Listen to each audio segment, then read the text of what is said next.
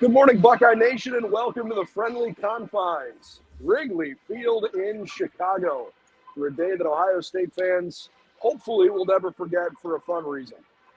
We are really looking forward to what should be a historic game.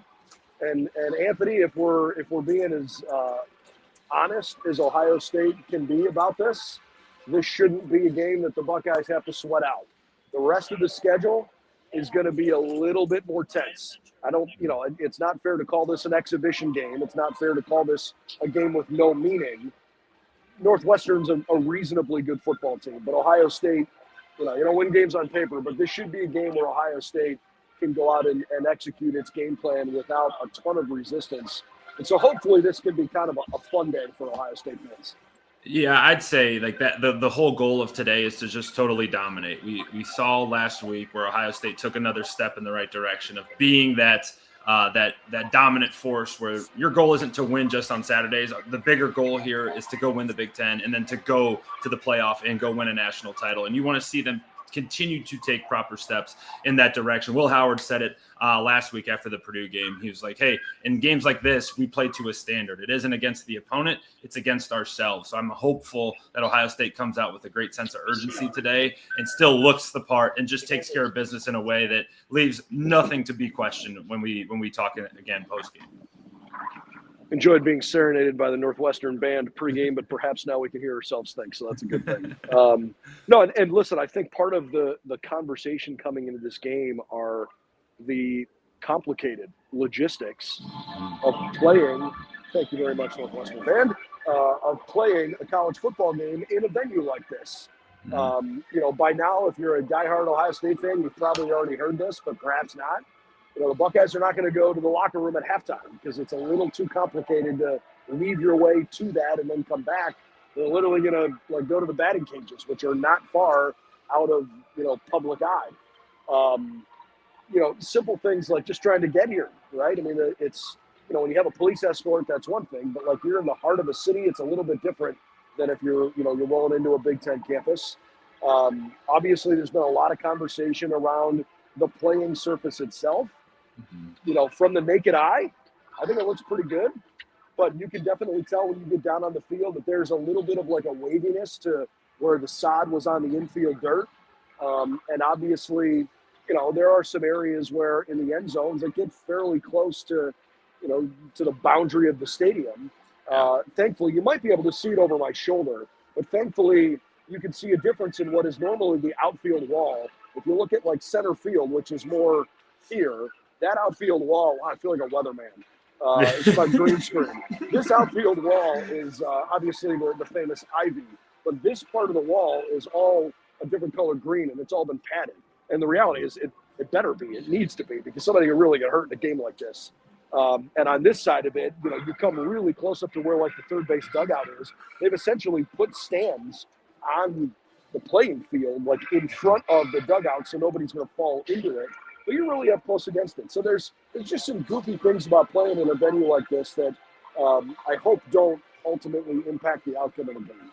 Yeah, and I'd also add too, like over your left shoulder, up the first base line, that's an area of concern. You can kind of see the cutout there, right on the edge and like the middle of the outfield. Like that's like at the 10, 15-yard line where it's like you don't want to see Jeremiah Smith or Emeka Ibuka running an out route towards that because you don't know how that's going to end. So you got to be kind of strategic with it. And one of the other things that I had noticed just scrolling Twitter and seeing all the videos and stuff from pregame, like the trip to the locker room is really, really tight. Like they got to go.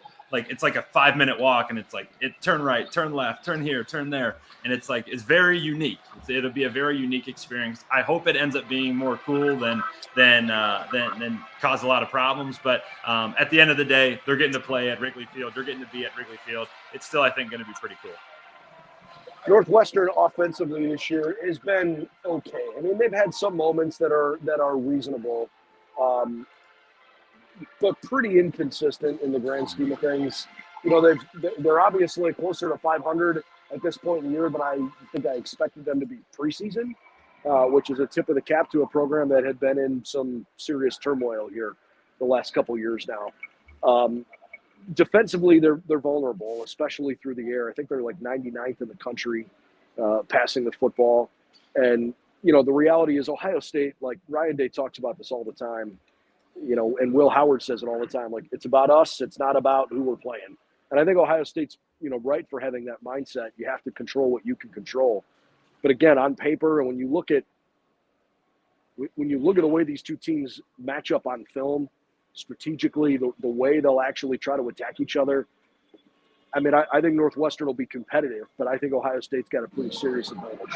Yeah, I'd say from a matchup perspective, they don't match up well at all. Ohio State is very clearly the dominant team, and you're going to see that today. Like, it's just going to be two different levels. Like, for example's sake, this Northwestern team took Purdue to double overtime just to beat them. So a Purdue team that Ohio State beat pretty handily last week back in Columbus. But this is one that, for Ohio State, for me at least, when Northwestern has the football, just shut the water off immediately. Like, Ohio State has this tendency to give up yards in between the 20s, and we talk about it a lot. Maybe that's just their personality as a defense, but I'd like to see something today where, hey, you just completely slam the door shut. Northwestern can't really throw the ball. Like we covered it earlier in the week, but their quarterback, Jake Lausch, has only thrown for just over 1,100 yards. Their leading receiver has just over 400 yards receiving. Their leading rusher, Cam Porter, he's probably the guy that you would have your eye on the most. He's got 6 touchdowns on the year, but he's got just over 400 yards rushing. So it's like you look across the board and you're like, this team doesn't do anything very, very well on offense, and they certainly don't have the weapons to scare you. I'd really like to see Ohio State's defense get in there and just totally slam the door and make it impossible for Northwestern to move the football. I don't want to pretend to have them memorized because I don't, but I know that it's top 6 in the country defensively. Ohio State is at least top 6, if not 1 or 2, in scoring defense, total defense, pass defense, rush defense, and red zone defense. They're barely allowing 10 points per game. I just don't see this Northwestern team on the offensive side. I don't see the explosiveness that I think it would take to give Ohio State a really good game. I'm not going to say that they're going to get shut out. Maybe they'll find a score somewhere along the way, especially if Ohio State decides toward the end of the game to play some depth. But you got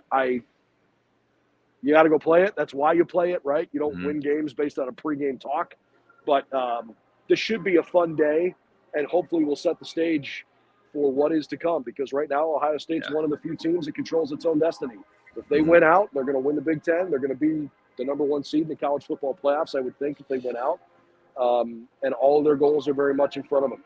And Brendan, what I would add too is like you're staring down the barrel of 2 really important games coming next week and the week following. Yeah. Like, really important today to not look at that. This does have, if there's anything that Northwestern can kind of key on, it's like this game could be a trap game. You talk about trap games all the time. Like, you got Indiana coming to town next week, and I know for a fact Ohio State wants to just eliminate the Indiana buzz. Like, all right, that's on their mind, but today it can't be. And certainly the week following that, you get the team up north coming to town, and we all know what Ohio State wants to do to them. But again, you don't play that game today. It's really important for Ohio State to just take care of business today, do so in a convincing fashion. And most importantly, Brennan, I think get out injury-free. Like, if you can get out with all your guys good, you feel good about this final stretch run coming up here in these next couple of weeks. Well, obviously, that Nebraska game, still sits, at least in my mind. I think Nebraska's a better team than most people give them credit for. But Ohio State was pretty flat that day. And, I don't know if it was truly a trap game. I know people call it that. The reality is they didn't play great, and they had a big game coming up the next week.